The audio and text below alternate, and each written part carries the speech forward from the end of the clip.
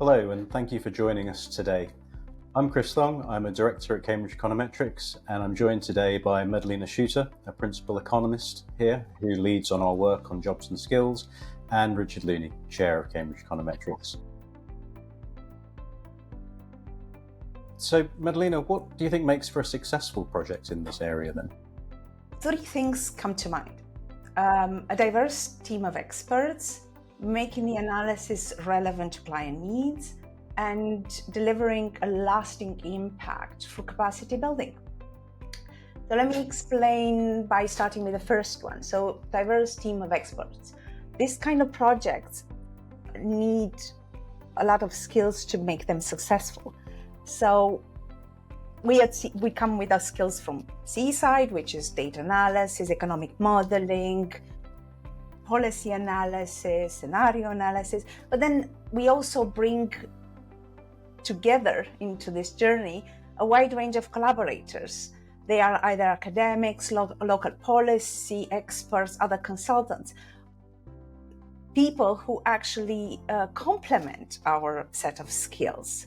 So we also learned from them quite a lot about the local context, about the regional labor market, and this makes it brings the success of the project. We know that there are some things that modelling can't possibly capture because it's something so specific. That it could be some new government initiative that hasn't been represented in the past, or it could be some new investment, major new investment in a sector, or it could be that the government has just published a strategy for promoting certain sectors.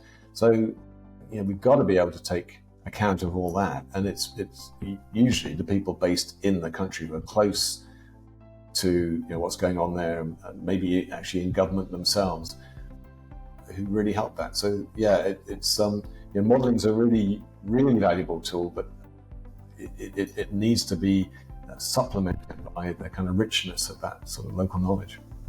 Yeah, and this brings me, Richard, as what you said brings to the second point, is how do you make the analysis relevant to the client? And this is what makes one of the points to make a successful project, because the projects can be just large amount of numbers or large amount of information. And we know how to process it because we have the state-of-the-art models. We have used them for decades now. We know what to do, but it's not about just crunching numbers and just presenting lots of huge amount of information. No? I think it's about what helps the client. Why should the client trust what we're producing? It's not just that we're experts, not just our name. It really helps, obviously, that we have a tried and trusted method. It's not something that's completely new and no one knows about.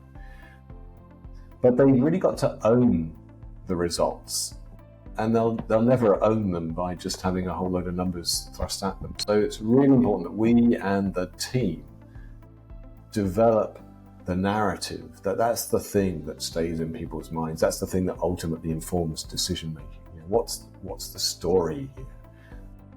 And that's that's why we use the tagline "clarity from complexity." That's exactly what we mean. The clarity to the policymaker is that narrative, but that's founded on a really solid statistical base. And then coming to an end is the third point, which is delivering lasting impact of the analysis. As you say, we want it to remain in clients' minds, but we also want them to feel comfortable with the information. And they can only be comfortable if they understand the information. So we bring them with us through this journey of developing the model or producing the analysis. We rely on clients, on collaborators, on stakeholders to bring their information to the table, but also to learn from what we have, from our knowledge. I think every project should result in capacity building for everybody in the team. Everybody should be a little bit better prepared or informed, prepared to make decisions or to contribute to decisions as a result of the project. And that's that everyone in the team, including among the client. That's really interesting. Thank you.